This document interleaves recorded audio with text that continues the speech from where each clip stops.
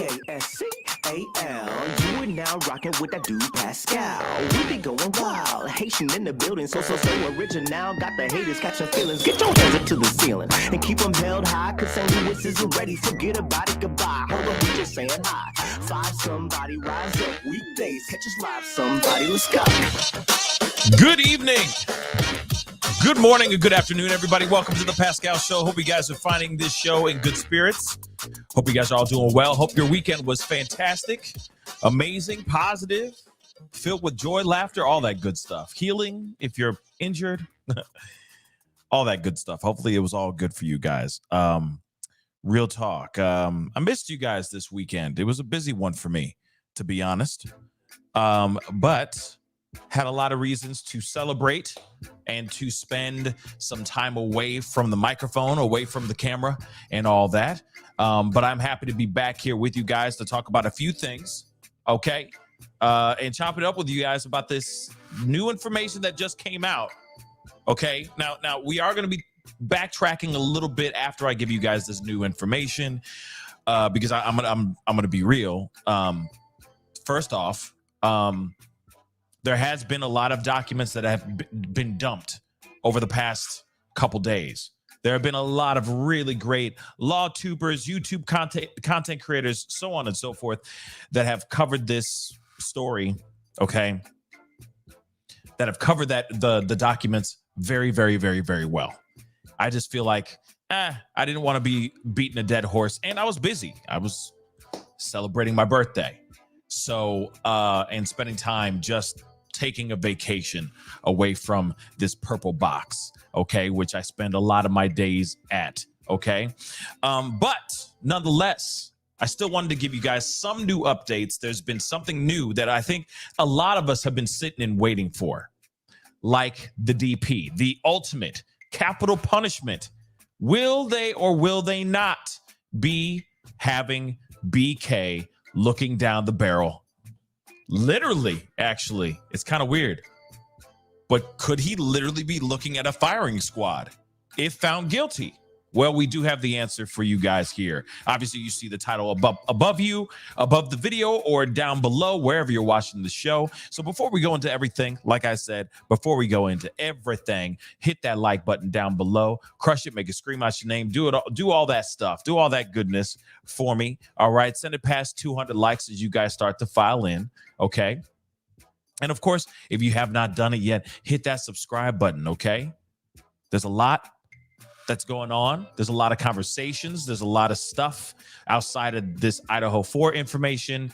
There's some new information about the submersible that I might talk to you guys about in a later show. There's just so many new pieces of information that has been going off since I last went live. So please be sure that you hit that subscribe button, hit that notification bell so that you know when I go live, because it can be random, and a lot of times it is. So please go and do so. That'd be greatly appreciated. Of course, hit that join button down below if you feel moved to support this channel. Like I said, these purple lights don't pay themselves, okay? That'd be greatly appreciated. And you can always join my Patreon as well, okay? It is patreon.com/thepascalshow. By all means, go over there, join, support if you can. That'd be greatly appreciated, because you never know when they decide to do something weird on me again. So just to be safe, you know what I mean? Support if you can. That'd be really amazing, okay? But let's get into this, guys, because we don't have a whole lot of time. It is late out there for a lot of us and all that. And I see a lot of people are getting excited about new things coming up for the summer. You guys are probably getting ready for some vacationing, etc. Hey, I hope you guys have safe trips. I hope you guys enjoy your time out there. Some much needed rest in R&R. Okay, guys? But we got to talk about this. We got some things to get into. Okay. We got some things. Okay. One thing, which is very interesting to me. Okay. Because we got the documents, which we are going to be looking at here. Trust me, we will be. But I also do want to show you guys just the title of the article, because I know that's something that's being shared quite a bit as of late. Okay. So let's take a look at this really quick. Idaho suspect. Okay. BK, Coco, as I like to call him from time to time, could face DP, as prosecutors say they'll seek to have him eliminated, okay, erased, all right, deleted for especially heinous, atrocious, or cruel college student unalivings. Okay. Now, we are going to be getting into this. I do have the document as well. We are going to look at that as well. But I do want to give you guys a little bit of this. I mean, it's kind of echoing the same thing this title just said, but I do think that you guys will really appreciate just hearing just a little snippet from this article itself. Now, we already know, if you guys don't know who I'm talking about, I have a whole playlist. By all means, go and check out my playlist. Seriously, go check out the playlist, all right, before you watch this, okay? If you don't know who Bryan Kohberger is, by all means, go and check that out. Just type in Idaho 4 M's, okay, in YouTube, and just get ready for the deep, dark, long rabbit hole you're going to go into. I'm just going to give you guys that heads up. Okay, so don't be surprised. It's about to get. If you haven't started yet, get ready. You got hours and hours and hours and hours of content. Trust me. Okay, and you got a lot of catching up to do. And the other part is sifting through all the BS to find out the actual true stories that are going on out here. And that's what's frustrating as well, because there's some tabloidy crap out here, and then there is the truth. That's what's frustrating, okay? But just saying that out loud, okay? But anyway, moving on. As we know, now we know BK is looking at the DP. He is looking at the ultimate punishment, okay? The state is seeking to put him through the penalty, okay? The ultimate penalty. Here it is, okay? Latah County Prosecutor's Office informed the court they would seek the DP because the unalivings were especially heinous, atrocious, or cruel, manifesting exceptional depravity.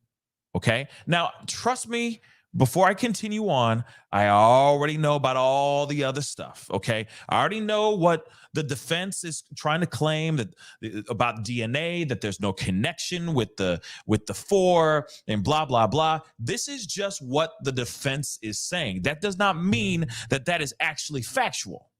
Those are their claims. You see what I'm saying? And I know there's a lot of people out here in these internet streets, content creators, not the law tubers, because the law tubers are talking and speaking on both sides of the fence. They're speaking on behalf of, if they were the defense lawyer in that perspective, or if they were the prosecutor.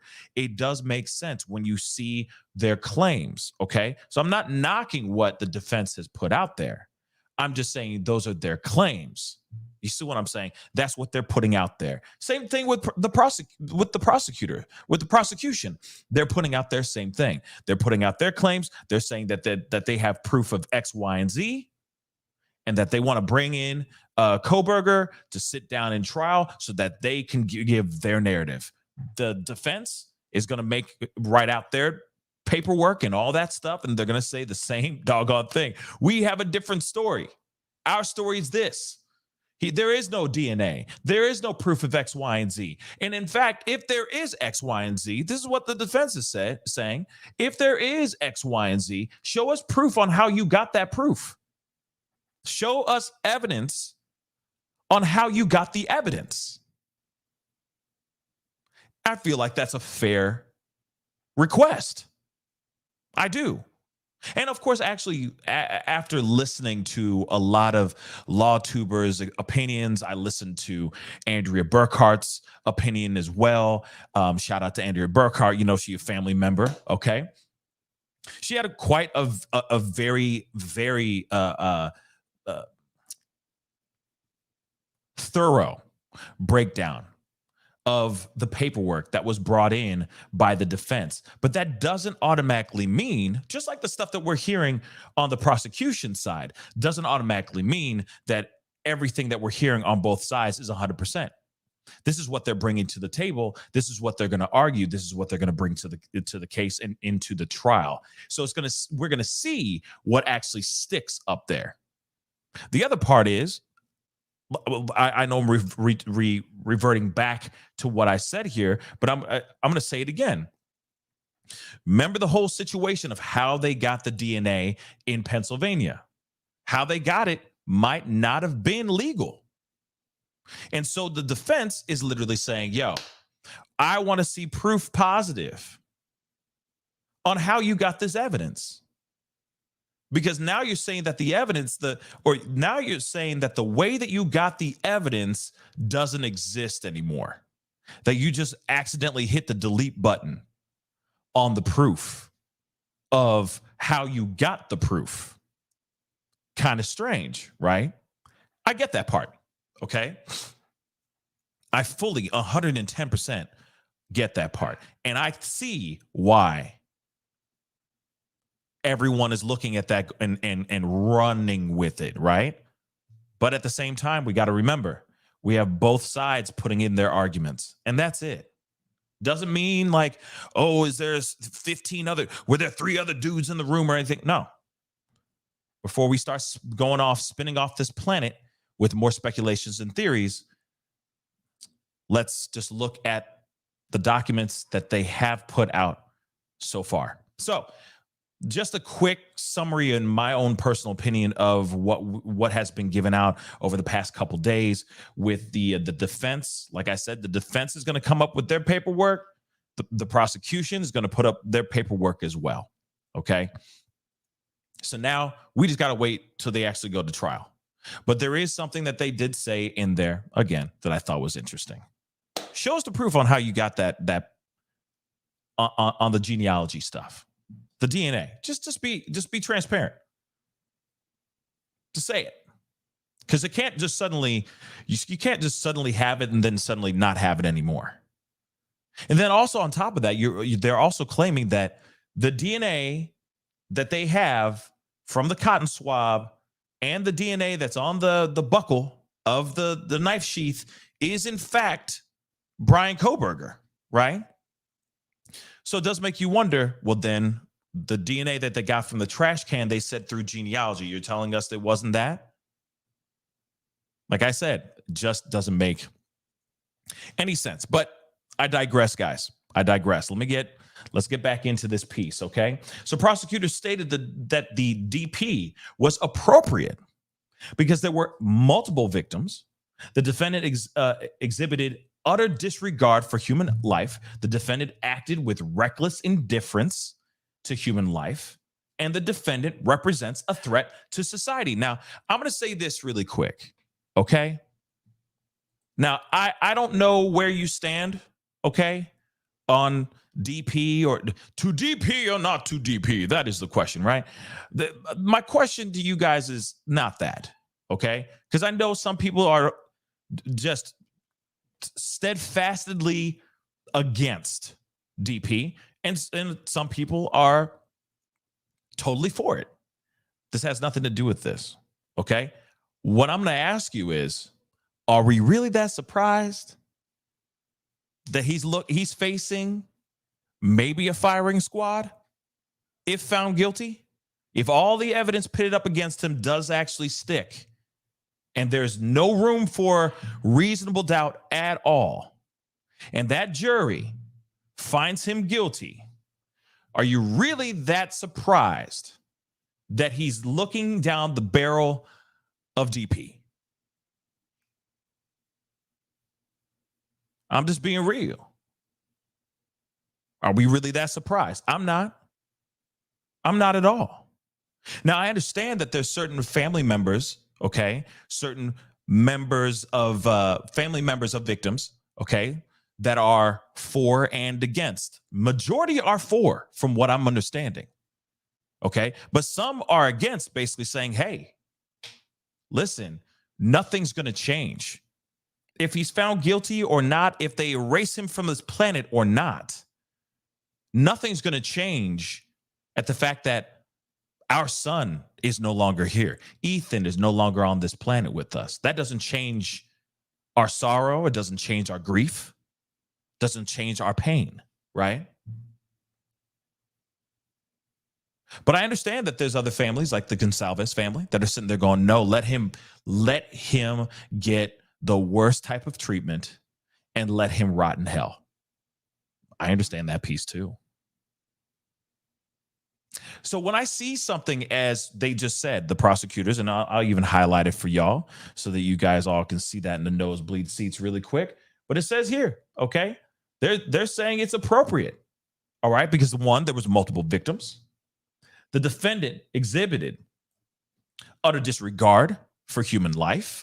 Of course, again, this is innocent until proven guilty. Let me just say that again. All of this is still alleged, okay? But the prosecution still believes that this is their guy. They got their guy, period, okay? So they believe exhibited utter disregard for human life.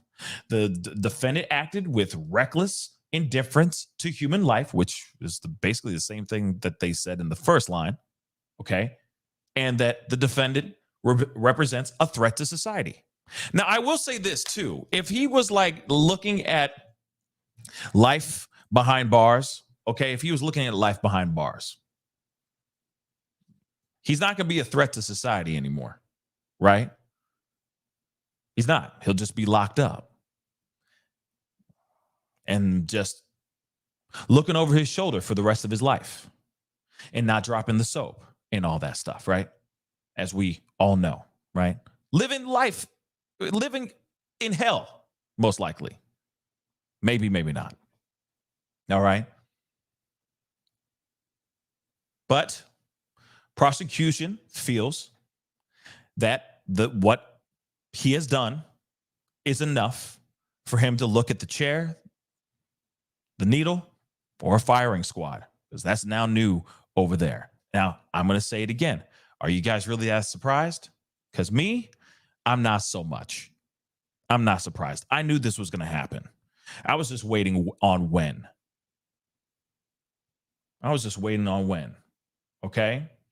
But News Nation reported prosecutors have met with the victims' families to discuss the matter. The Kernodles with Kernodle's mother, Kara Northington, favoring prison for life for Kohberger if convicted.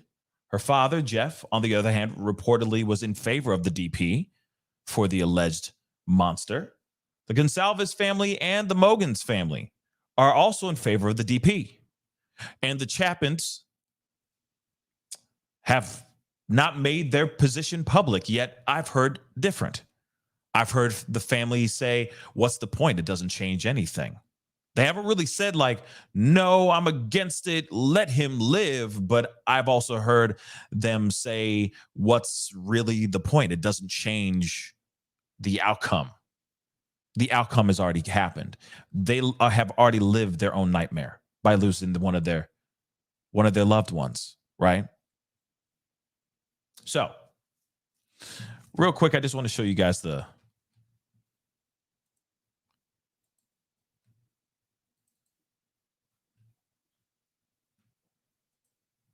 documents and all that crapola. Okay. Let's share this with you guys real quick.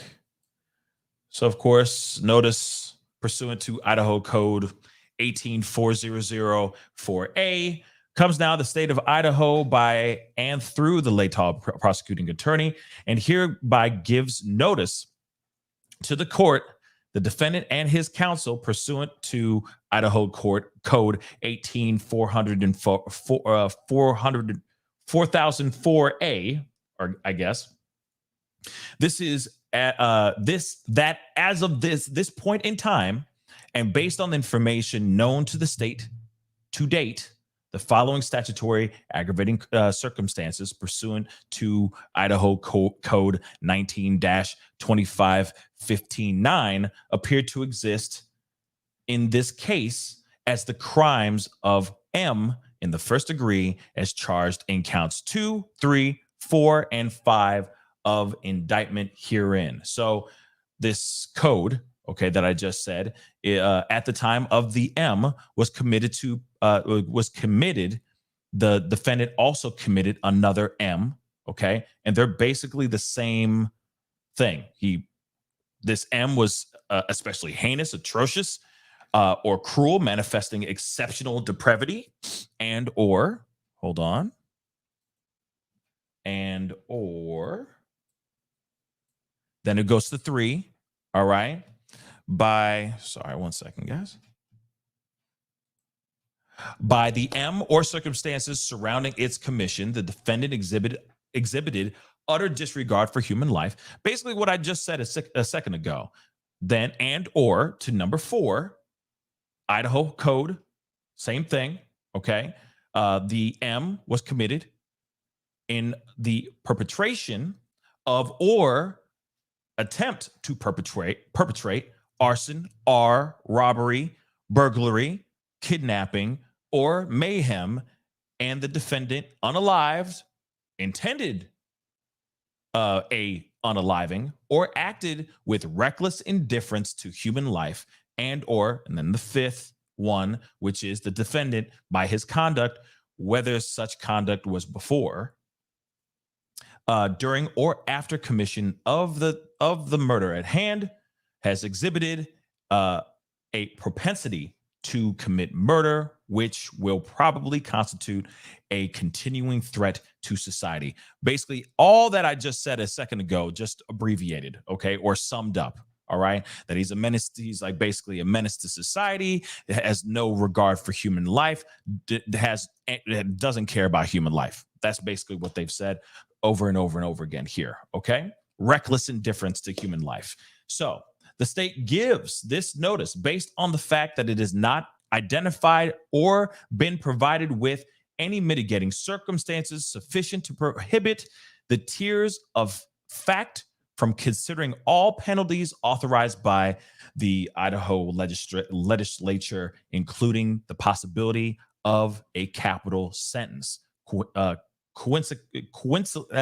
Consequently, considering all evidence currently known to the state is compelled to file this notice of an intent to seek the death penalty. The state will continue to review additional information as it is reviewed and reserves its statutory right to amend or withdraw this notice. Now, so they're basically saying we can do another one. Okay. We can take all this back. We can retract all this at any time. But as of today, the 26th of June, we are going to say that we are seeking the DP. We are seeking the ultimate capital punishment for this individual because of the things that they listed off.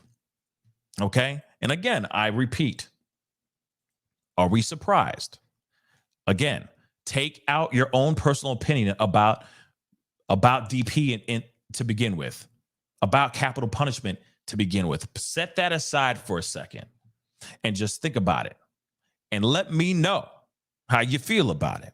Are you because at the end of the day, doesn't matter how we can sit there and be for it or against it. It's up to the state on what they want to do. And now we see it. And again, I'm not surprised. This was coming. Something that heinous. And of course, we don't have all the information either, guys.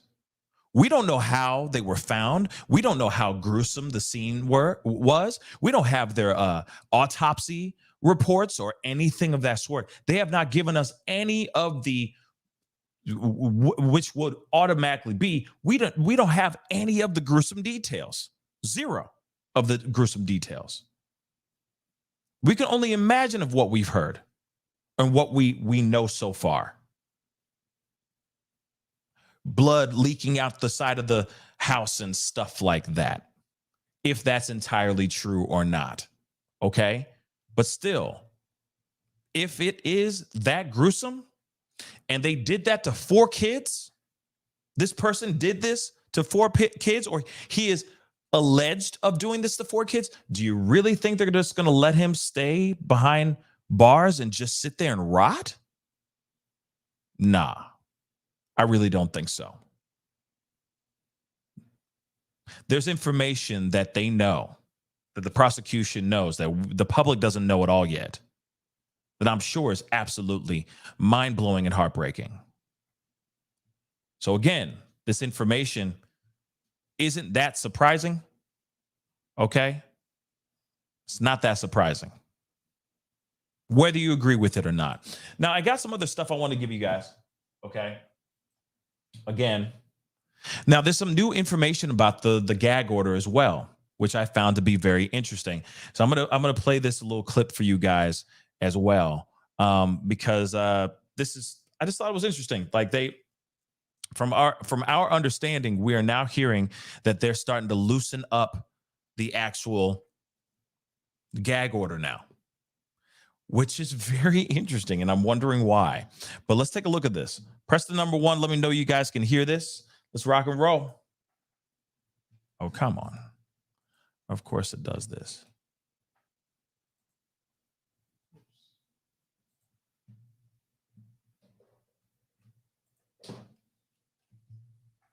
One second, guys. New developments in the case of Bryan Kohberger, the presiding judge. And please hit that number 1 for me. Or sorry, not hit that number 1. Hit that like button for me. All right. That would really, really mean a lot. Okay. Hit that like button, please. And thank you. But there is 2 clips that I want to play for you guys. One of them explains a little bit more of this gag order kind of being loosened up a little bit. Okay. And then there's another one about the defense talking about there's no proof of DNA type of stuff, which I find very interesting. Let's take a listen. Come on. What the hell is going on?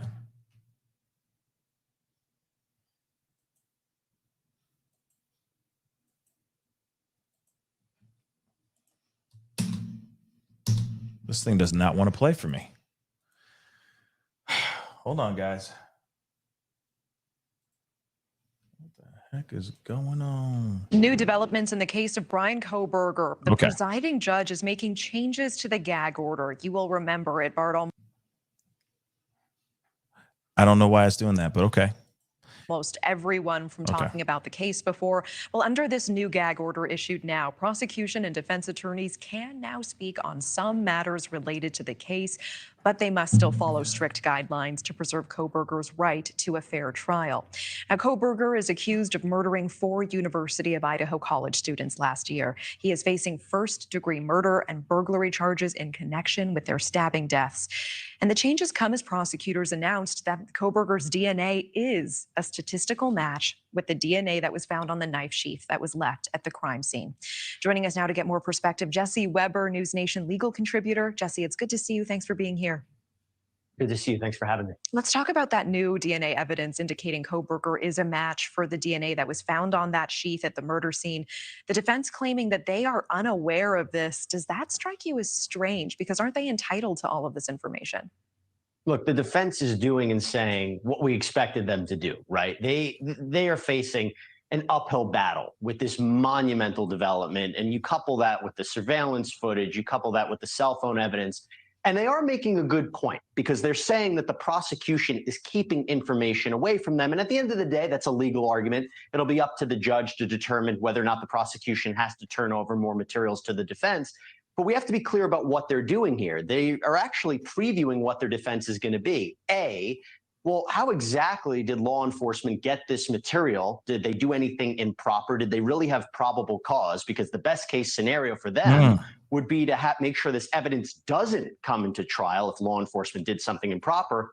And 2, if it does come in, they're saying, well, how accurate is it? We have a right to understand the science behind this and understand how it was obtained. And we'll call our own experts and ask our own questions about how reliable genetic genealogy is, because that's the key right now to the prosecution's case. Okay, I appreciate that insight. And you know, Hold on real quick. I wanted to make sure ooh, it's disappeared on me too. There we go. I wanted to make sure that I wanted to pause on that really quick because it's kind of doing a combination of 2 different things. One, It's going to be talking about they're going to be talking about the gag order here in a second. But one thing I did want to point out here that I think is extremely important, okay, is the fact that he's basically reiterating exactly what I just said. The importance of how did they obtain the stuff? And remember, guys, we had been talking about this, okay? We have talked about this on this channel and have had long discussions with our friends like Andrea Burkhart, for example, mainly Andrea Burkhart, basically saying like, hey, the defense is going to want to know how they received the DNA, aside from the cotton swab, because without them getting the stuff wherever they got that DNA, genealogy, whatever stuff, they would not have their man right now. They would not have Bryan Kohberger locked up right now. So, of course, the defense is going to sit here and go, yeah, we want to know exactly how you got that ish. Can you show us proof positive of that, please? And thank you. But right now, there's a little bit of like a dragging of feet in a way. Okay? Just a dragging of feet type of situation, if that makes any sense. But at the same time, I can see why prosecution may not want to put that information out right off the bat, because maybe how they obtain that information, how they obtained the evidence was breaking the law or was cutting a corner. But again, if they're putting out the paperwork and asking for that stuff, shoot, the state needs to come correct with that information. They have to. So I'm wondering how that's going to work. Are they just going to hold that out for as long as they can until the trial happens? Are they going to try to avoid these requests, right? These documents and all that? Are they just going to keep on bobbing and weaving and dodging until they go to trial? It just doesn't make sense. It could show potential corruption here on the state side, and that's no good. Okay? That's no good. But like I said, we have to talk about both sides. Listen, I do feel like they got their man. Do they have the only guy? Maybe not. He may have operated alone, but I do feel like they did get their guy. But it would be really, really tragic if everything gets thrown out the window because of them cutting corners, because of some sort of technicality, because of the law enforcement breaking some sort of law. That would be bad. Another thing I want to point out really, really quick, just a reminder, we had this conversation with Andrea, great conversation with Andrea, by the way, huge conversation with Andrea, but we did say this too. There were like a whole gang. There was a squad of SWAT, FBI, whatever you want to call them, every acronym you can think of, that went and detained, arrested Bryan Kohberger. Not one had a body cam footage on. Not one had a body cam on. Running. Not one of them. Not even the dash cam. How about a ring camera in the area of him getting arrested, of them jumping into his house and saying, get on the floor. You know what I mean? While he's sitting there allegedly standing in the kitchen still wearing surgical gloves as he's putting away his trash in Ziploc bags as they're breaking into his parents' home. Where's all that footage? It seems a bit odd, don't you think? But again, I truly feel like they got their guy, but they may have bend some rules to get him. And that's the bad part. Let's continue. Hearing that prosecutors are consulting the victims' families on the death penalty. And so far, Xana's mother favors life in prison. Meanwhile, Kaylee and Madison's family members, they are seeking the death penalty. First of all, how common is it for the prosecution to get the family's input? And what does happen when the families are not in agreement? It's incredibly common. And look, really what the prosecutors have to do is say they respect what the family wants, but it's really in the pursuit of justice and in their own public interest, and sometimes there's political reasons, they decide whether to go forward with the death penalty or not. Now, in this kind of case, there are a number of different considerations. And you also have to imagine the death penalty phase, if he's ultimately convicted, that's almost like a separate trial. So there's more expense, there's more time. You also have to consider the family members, what that's going to do for them to see this aspect and they having to testify during that.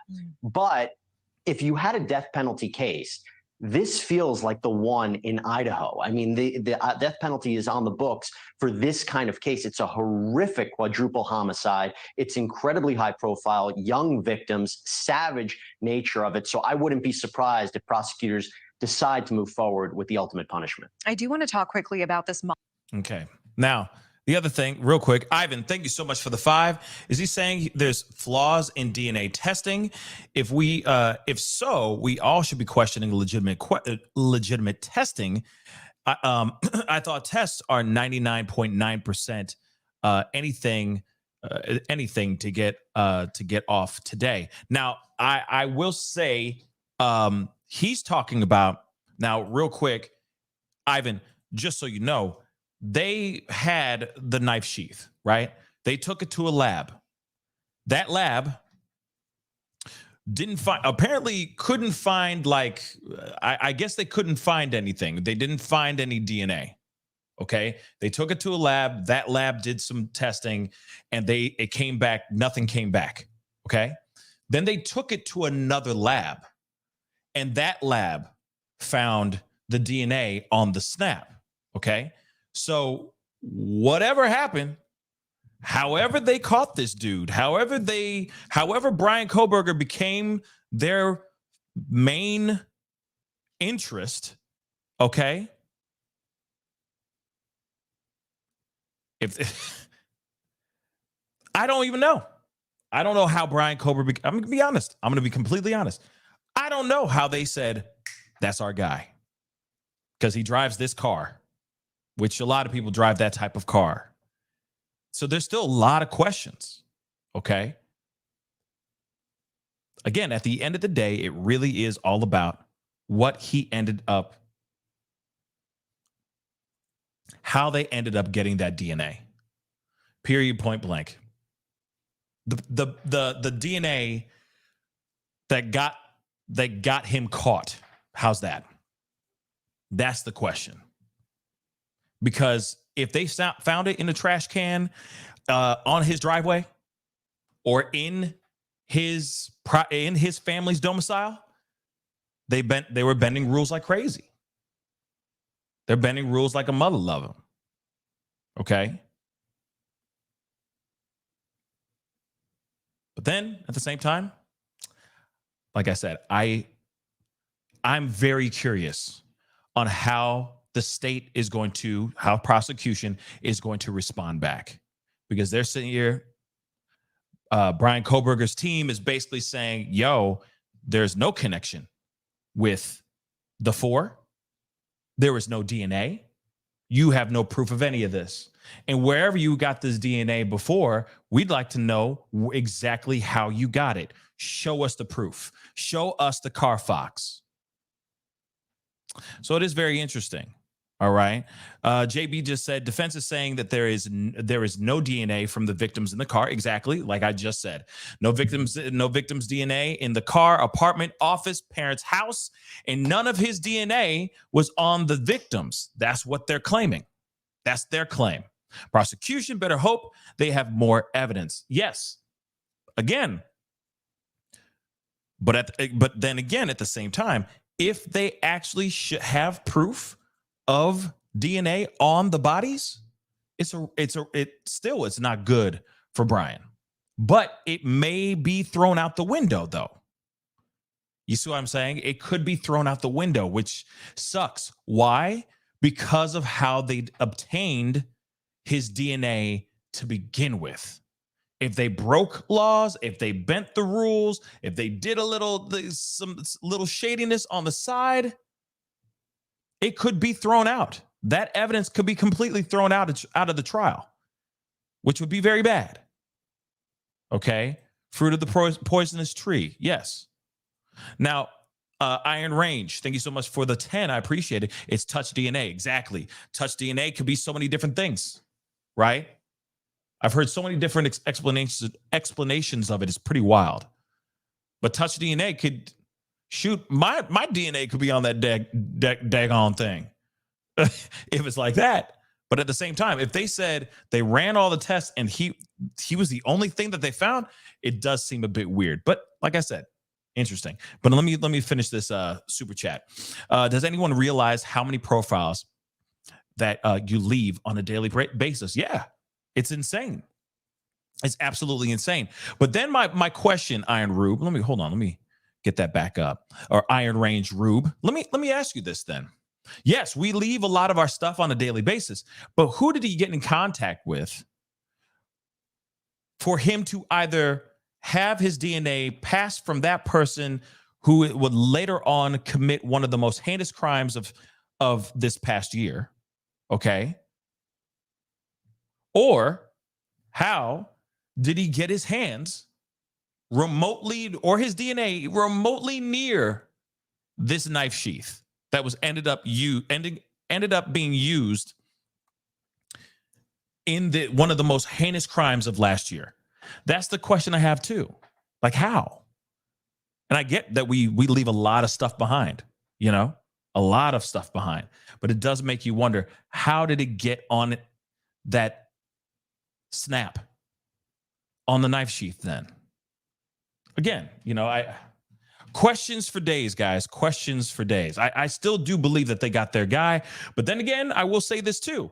There is that possibility of people getting, law enforcement feeling a bit antsy. They can see that the public is breathing down their necks. They got a lot of people, the public, media, etc., staring them down, going, where is our bad guy? Who's our bad guy? We need somebody to look at. We need to be angry at somebody for doing this unthinkable thing to these young students. How dare they do that? And you guys haven't, Moscow PD hasn't come up with nothing.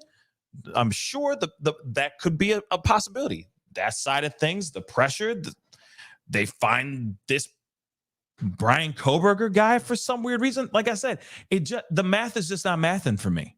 Why would they just pick some random dude like this in this way? It just doesn't make sense. Why would he be singled out?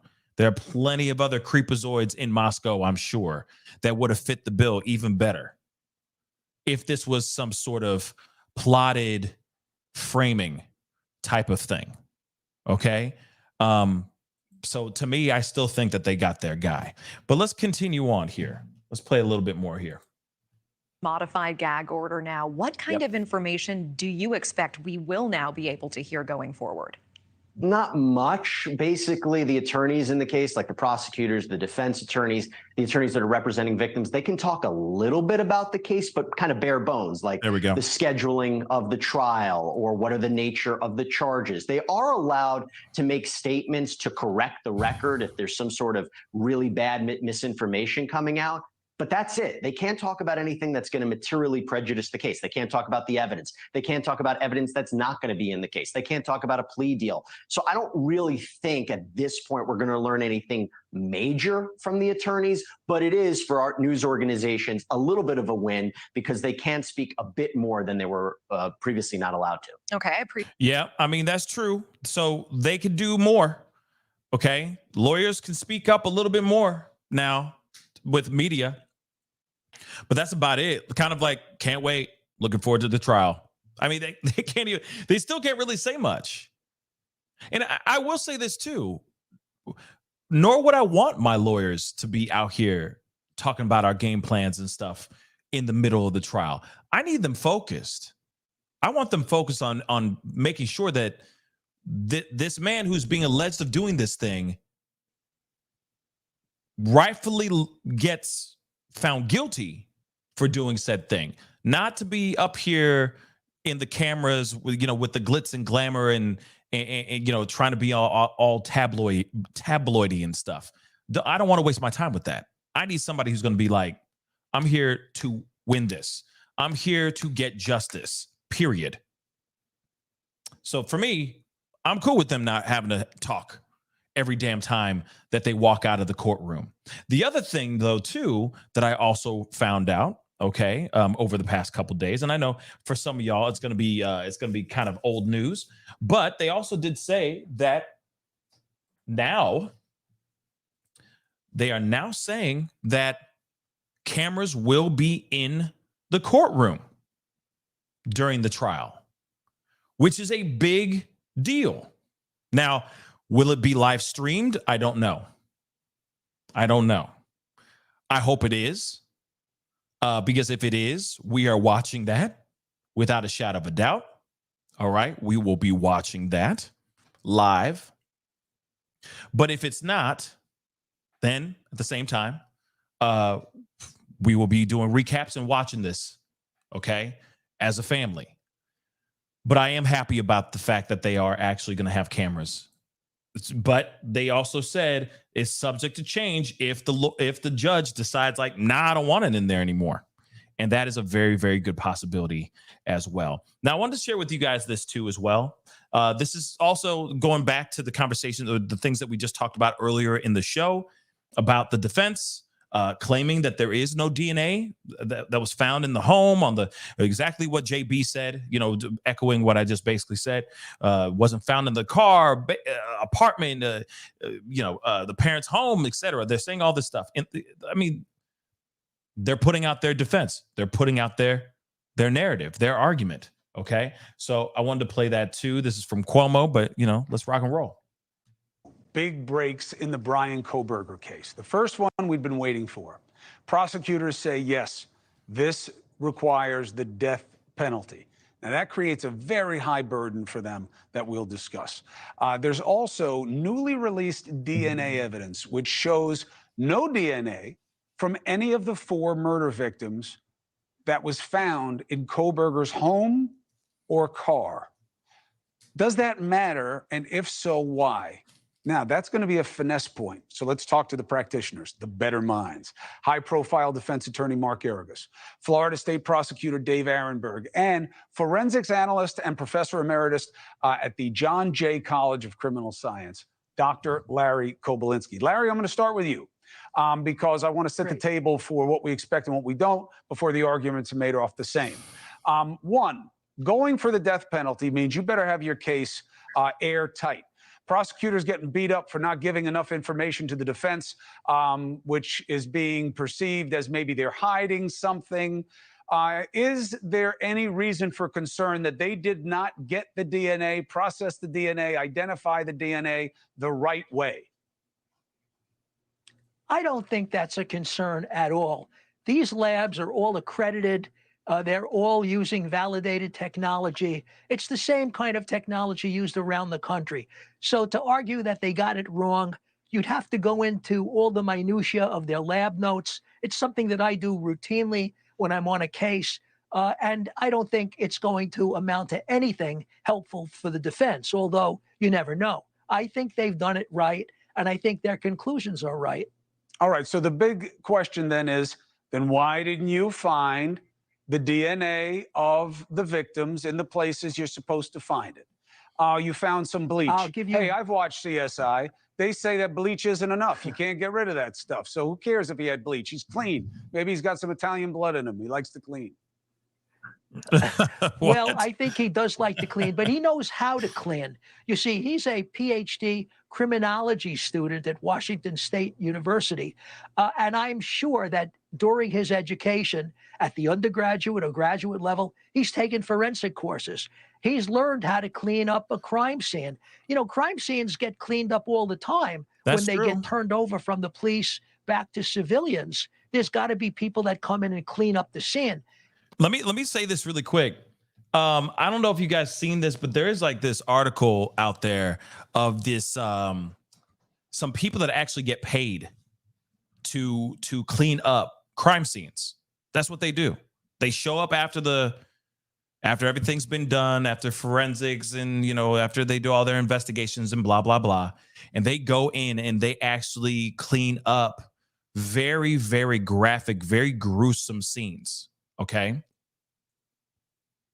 So you're telling me that they're able to clean up red, splatter all over the walls, things that are all over on the floor, in carpet, etc.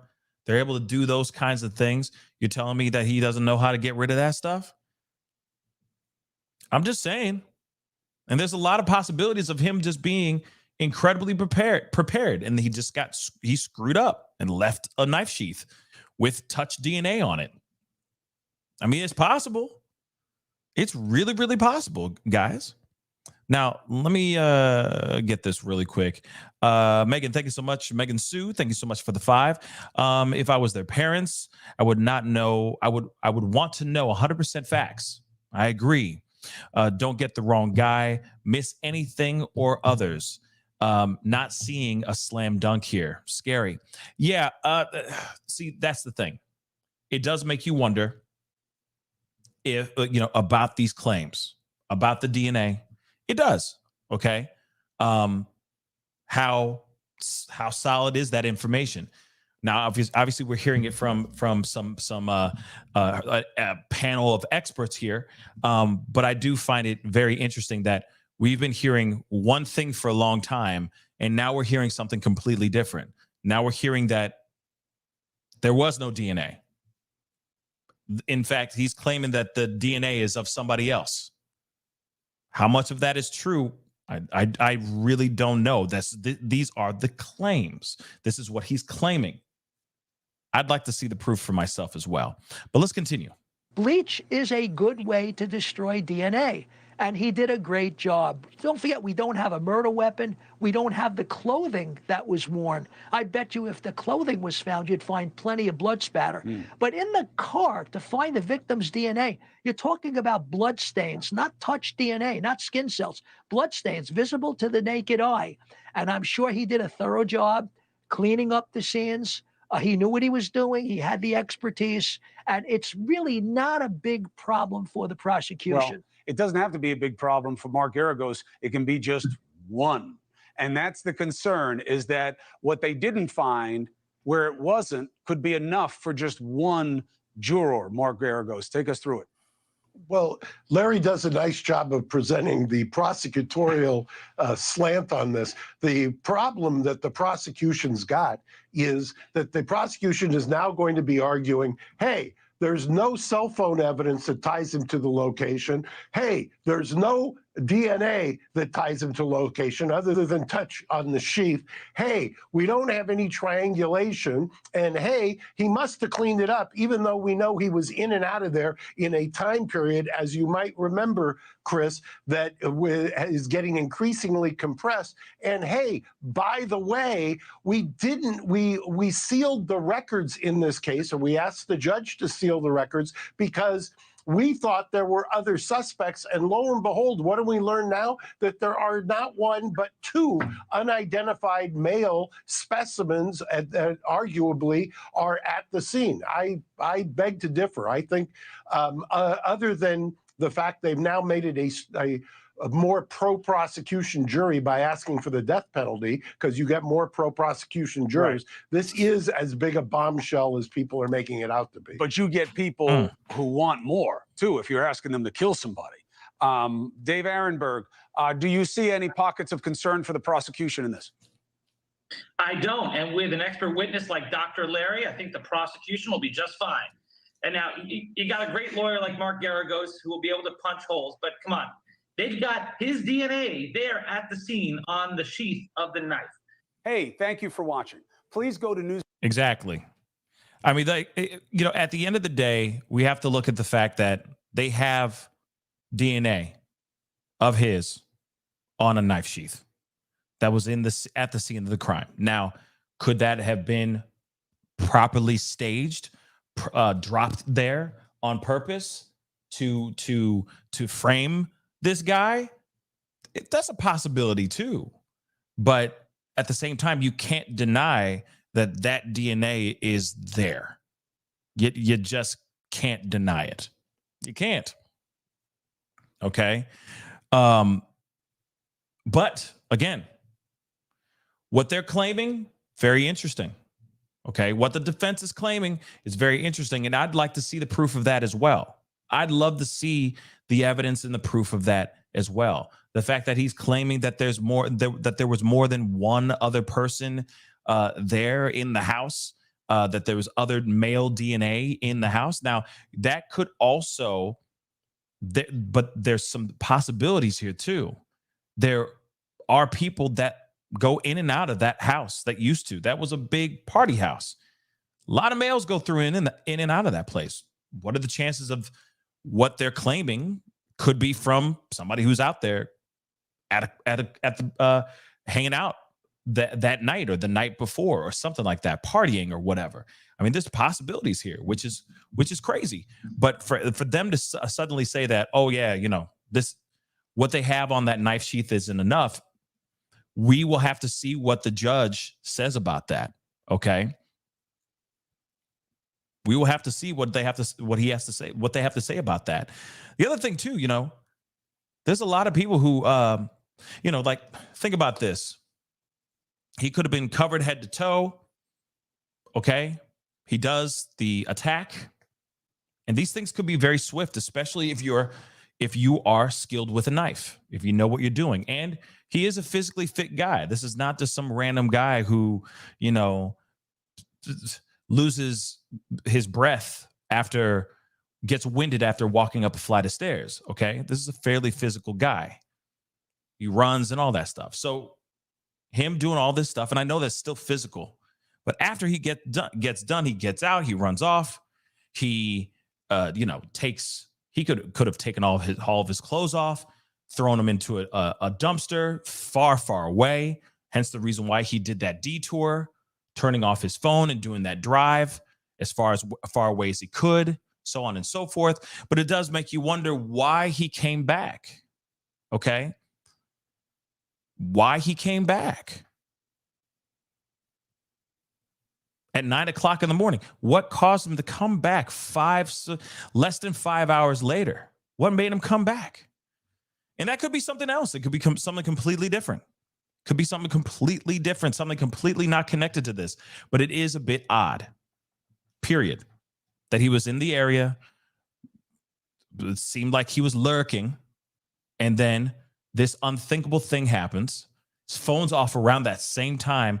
Like I said, it's just a bit odd, y'all. Angie, thank you so much for the 5. I think they have to have so much more evidence. Yeah, I mean, I feel like there needs to be more evidence. I do feel that, to solidify it more. Because just because of us having our gut feelings, whether we think he's innocent or not, all of it is still leaning on not only just the evidence, but we're leaning more on our gut feelings than we are on the evidence. If you really think about it, at least in my personal opinion, okay? A lot of it has to do with, okay, we have this evidence, but we need more. And it's the same thing on both sides. I would need to see more proof on both to confirm either side, okay? Either his innocence or his guilt. That's what I think. Just to solidify it even more. My gut tells me they got their guy, that this is the man. And we're understanding that even his family, some of his family members were thinking that he was the guy too, before it all went down as well. Now, I know that's all hearsay. Now, I understand that's just someone on their gut as well. But at the same time, it would be helpful if we had a little bit more information.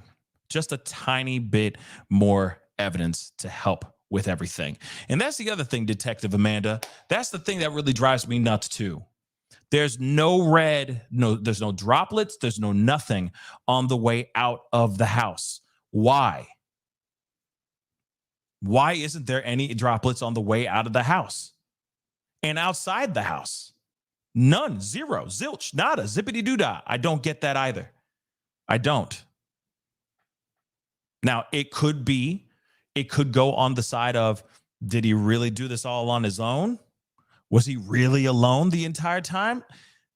I don't know. It's 4 people, 4 very active individuals. I know they're all getting caught off guard, but at the same time, one was putting up a fight, allegedly. Okay, may she rest in peace. But at the same time, allegedly, she put up a fight. No signs of issues on him. No DNA under the nails. No nothing. Nothing. Not even a hair. Not even a strand of hair. Like I said, I want to see more proof just to solidify my feelings of it. But I still think him guilty. I still think him guilty. Megan, thank you so much for the 5. I think he's guilty. I don't think he worked alone. What's the motive? I agree. What is the motive, man? I don't know. I think a part of me thinks like maybe it is just the desire to commit the perfect M. That's what I think. His own version of Annalise Keating. Okay. I don't know, but some ain't right. They better have more for the jury. I would struggle as a jurist. Yeah.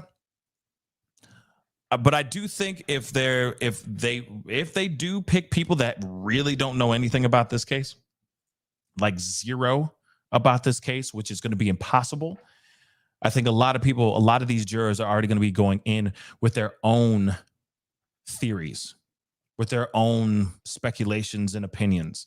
So it's going to be really interesting to see how the defense or the prosecution sways that jurist, okay, or that juror towards their side. It's going to be very, very interesting indeed. But there is going to be there is a trial tomorrow on BK. I am going to be doing a kind of like a recap with Andrea afterwards at the end of the day. So be sure to tune in for that, because we are going to be talking about the trial, what happened inside, like in the trial, etc. Because there's a lot going on tomorrow as well. Before, I think it's the last one until October, if I'm correct. So we will see what happens here for tomorrow. Okay, so be sure to tune in. I'll put it on my Twitter. I'll put it on my community page. I'll let you guys know when we go live. But she will be reporting live from the courthouse right after everything is done. Okay, to give us a recap on everything. Okay, Ivan, thank you so much for the 10. Genealogy testing, from what I read, is a deep dive into the gene DNA. Exactly, it shows family genes. I agree. Seems like a high risk prosecution solely on the sheath. Was his motive to test if he could get away? He might have been trying to say. I talked about this like a long time ago. It's so funny that you bring that up, Ivan. I did talk about like, what is this some messed up way of him trying to show how jacked up the system is? You know what I'm saying? But this ain't like I don't think he's that. I don't think that what he did was meant to be a deeper meaning for something else. I think he wanted to see if he can get away with them. I really do think that. Okay. I really, really do think that. S Dubs, what's up? Thank you so much for the 5. I have studied genetic genealogy. I learned it in search for a biological family.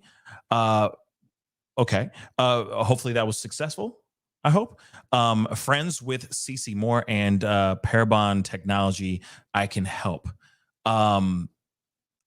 Sure. I mean, we maybe sometime you can come onto the show and we'll talk about that. Not right now, because I'm going to be wrapping up the show here in just a little bit, but for sure, it's very interesting, right? It's very, very interesting. Just the genetic genealogy, how a lot of other criminals are actually getting caught through that nowadays now too. They're using that a lot now, which is really surprising. It's the new approach, which is wild. Local Trees, what's up, man? Thank you so much for the 20 support. I really do appreciate it. Thank you, Local Trees. I appreciate it.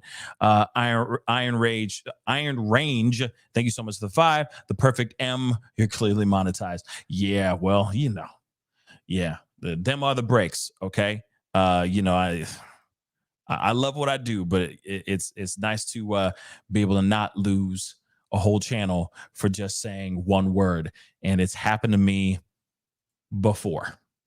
So and I didn't even say a word, so I have to be careful on this page. Sorry guys, but that's just how the cookie crumbles. But anyway, guys, that is the show. I appreciate all y'all for being here. It really does mean a lot. Okay. There will be a watch party or a conversation after the trial ends tomorrow. I will be having Andrea Burkhart on the show with me to give us a breakdown of all the things that went down inside the courtroom, because hopefully she'll get front row seats again. So she'll give us a whole breakdown of everything, because there are a couple things that they're going to be discussing tomorrow and fighting over tomorrow. So yeah, tomorrow's going to be a very interesting one. Okay. So we'll see what happens with that. Okay. I will definitely let you guys know more about the other things. There's some more information about the Titan, which I found to be very interesting as well. So I'll probably be back on tomorrow, early afternoon or late morning, to give you guys that information, because it's been very, very, very interesting stuff that has been popping off with that as well. Okay. There's been a lot of weird things that have been going on, y'all. Okay. Michael Jackson's back in the news again, and he gone. Okay. This is some weird stuff, guys. Okay. Some weird stuff going on. Very, very weird stuff going on. Okay. But anyway, guys, it's time to get going. I appreciate y'all. Hit that like button. Don't forget to do that. That would really, really mean a lot. All right.